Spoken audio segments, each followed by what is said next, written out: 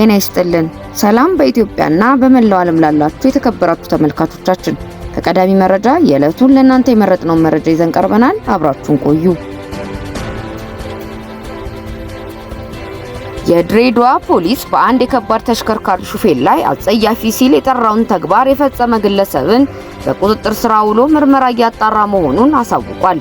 ሰሞኑን በአንድ የከባድ መኪና አሽከርካሪ ተቀርጾ በማህበራዊ ሚዲያ ላይ የተሰራጨ ቪዲዮ አለ። ይኸው ቪዲዮ አንድ ግለሰብ የከባድ መኪና አሽከርካሪ ተንጠልጥሎ ሲደበድብ የሚያሳይ ነው። የድሬዳዋ ፖሊስም ድርጊቱን ፈጻሚ በቁጥጥር ስር ማዋሉን አመላክቷል። የግለሰቡ ስም ሙክታር መሐመድ የሚባልና መጋዘን አካባቢ ላይ እንዳጋዥ ሆነው ከሚሰሩ ወጣቶች አንዱ ነው ያለው ፖሊስ፣ ስነ ምግባር የጎደለው ይህ ግለሰብ በአሽከርካሪው ላይ ሲያደርግ የነበረው አጸያፊ ተግባር ነውም ብሏል። መጀመሪያ ጊዜ ጀምሮ በድርጊቱ በተፈጸመ በሁለት ቀናት ውስጥ ግለሰቡን በቁጥጥር ስር ውሎ የሃሎሌ ፖሊስ ጣቢያ ምርመራ እያጣራ ያለበት ሁኔታ ነው ያለው። ስለዚህ ይሄንን ድርጊት የፈጸመው አካል አንደኛ የትራንስፖርትና ሎጂስቲክስ ባለስልጣን ትራንስፖርት ተቋጣሪም አይደለም፣ የትራፊክ ፖሊስ አባልም አይደለም፣ ወይም ደግሞ መደበኛ የፖሊስ አባልም አይደለም። አንድ አጋዥ ኃይል ነው። አጋዥ ኃይል ማለት በከባድ መኪና ላይ የሚጫኑና የሚወርዱ አጠቃላይ ንብረቶችን የሚጭንና የሚያወርድ ማለት ነው። ከዚህ አንፃር ያ ግለሰብ በተጠረጠረበት ወንጀል ተይዞ ምርመራ እየተጣራ ነው ያለው። ይሄ ድርጊት ተፈጸመብኝ የሚለው አሽከርካሪም አሁን ግለሰቡ በቁጥጥር ስር በዋለበት ፖሊስ ጣቢያ ሄዶ አቤቱታውን አቅርቦ እንግዲህ ያው አቤቱታ አልቀረበም። በማህበራዊ ድረገጽ በደረሰን መረጃ ነው ግለሰቡ በቁጥጥር ስር የዋለው።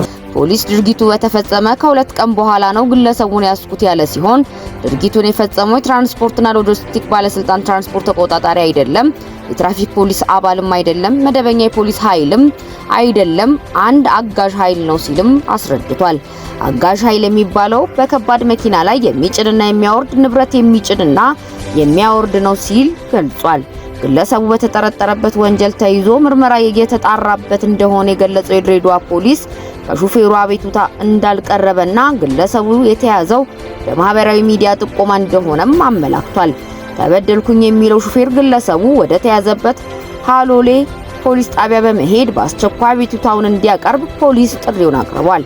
የድሬዳዋ ፖሊስ ማንኛውም ኃይል ወይንም ወንጀል ፈጻሚ ወንጀል ፈጽሞ ድሬዳዋ ውስጥ የትኛውም ቦታ መደበቅ አይችልምም ብሏል።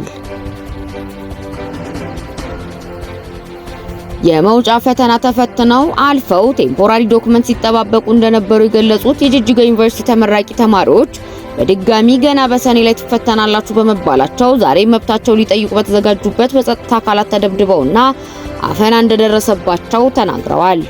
አንዱ ምሩቅ በሰጡት ቃል ተማሪ ሲያልፍ እንዴት እንዲህ ተብሎ ይጠየቃል ብለን ሐሳብ ልናቀርብ በተሰበሰብንበት ወቅት 50 እንሆናለን። 20 ተማሪዎች በፓትሮል ተጭነው ተወስደዋል። የት እንዳደረሷቸው አናውቅም፣ ስልካቸውም አይሰራም። የቀሩትም ተደብድበው ከፍተኛ ጉዳት የደረሰባቸውም አሉ ሲል ተናግሯል። ሌላኛው ቅሬታ አቅራቢ ተመራቂ ፈተናችን ታግዶ ከቆየ ሰነባብቷል።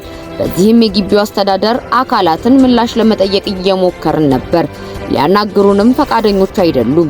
ትናንት ልንጠይቅ ስንሄድ አባረሩን። ዛሬ ልንጠይቅ ስንሄድ ደግሞ በርካታ የጸጥታ አካላት ተጭነው መጥተው ተማሪዎችን ደብድበው ሌሎችም በፓትሮል ጭነው ወደ ማረሚያ ቤት ሂደዋልም ብሏል። ለምንድነው ብለን ስንጠይቅ ትምህርት ሚኒስቴር ነው ያገደው ተብለናል። ስንጠብቅ ቆይተናል። ነገር ግን እስከዛሬ የተሰማ ነገር የለም። እኛ የድሃ ልጆች ነን። ቤት ተከራይተን ለምግብ እያስላክን ያለነው። እኔ 25000 ብር ወጪ አድርጌያለሁ። ዩኒቨርሲቲው ከግቢው አስወጥቶናል። የሚሰጠን ሰርቪስ የለም ሲልም ገልጿል። ሌላኛዋ ተመራቂ ተማሪ ተሰብስበን ጥያቄ ልንጠይቅ ነበር። እዚሁ እኛ ፊት ነው የደበደቧቸው። ወደ 20 ሴቶችም ወንዶችም የታሰሩ አሉ። የጸጥታ አካላት ሙሉ ግቢውን አጥለቅልቆት ነበር። ገና ማውራትና መጠየቅ እንኳን አልጀመርንም ነበር ብላለች። ምንም ብጥብጥ አልፈጠርንም፣ ያወክነውም ነገርም የለም። መብታችንን እንዲከበርልን የጠየቅነው እነርሱም ኢፍትሃዊ የሆነ ነገር ተደርጎብናል። ፍትህ እንፈልጋለን ባልንበት ሁኔታ ነው ይህ ሁሉ የተደረገው ብላለች። ገና እየተሰበሰብን ባለበት ሁኔታ ነው መሳሪያ ታጥቀው ዱላ ይዘው የመጡ የጸጥታ ኃይሎች ሰበሰቡንና ተማሪዎቹን በግፍ እየደበደቧቸው የነበረው። ታፍሰው የወሰዱ አሉ። ወደ 20 ተማሪዎች ይሆናሉ። ስንደውልም ስልካቸውን አያነሱም። የት እንዳሉ አናቅም። እያየናቸው ነው በመኪና ጭነው የወሰዷቸው ስትልም ተናግራለች። ቅሬታ አቅራቢዎቹ በመጨረሻም ለጉዳዩ አፋጣኝ መፍትሄ እንዲሰጣቸው ያሳሰቡ ሲሆን ለቅሬታቸው ምላሽ ለማግኘት ወደ ዩኒቨርሲቲውና ትምህርት ሚኒስቴር ሙከራ ቢደረግም ለጊዜው ስልክ አልተነሳም። የጅጅጋ ዩኒቨርሲቲ ፕሬዝዳንት በሽር አብዱላሂ የተማሪዎቹን ቅሬታ በተመለከተ ምላሽ እንዲሰጡ ትናንት በጠየቅናቸው ወቅት ስለ ጉዳዩ ከትምህርት ሚኒስቴር ጋር እየተነጋገሩ መሆናቸውንም ገልጸው ነበር። ፕሬዝዳንቱ በወቅቱ ሁኔታውን ሲያስረዱም ጉዳዩ ፈተና በሁለተኛ ጊዜ የተቀመጡት ተማሪዎች ውጤታቸው ቺቲንግ ምልክት አለው በማባል ትምህርት ሚኒስቴር ሆልድ ስላደረገ እንደነበረም ተናግረዋል። ክቡራን ተመልካቾቻችን ለሰዓቱ የመራረጥናቸው መረጃዎች ይህን ይመስላሉ። በሌላ መረጃ እስክንገናኝ ድረስ ሰናይ ጊዜ። ታማኝና ቀዳሚ መረጃ ለማግኘት ሰብስክራይብ በማድረግ ቤተሰብ ይሁኑ። ሌሎች ሰዎችም ታማኝ መረጃ እንዲደርሳቸው ላይክ እና ሼር በማድረግ አብራችሁን ሆኑ።